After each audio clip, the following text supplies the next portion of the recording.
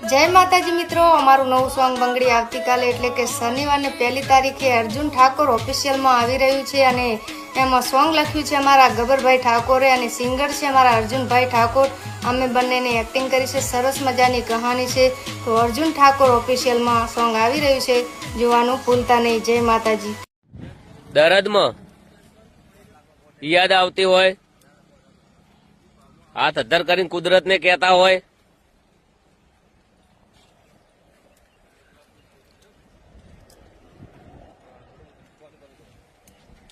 हाँ एक आगली फिल्म बनाओ।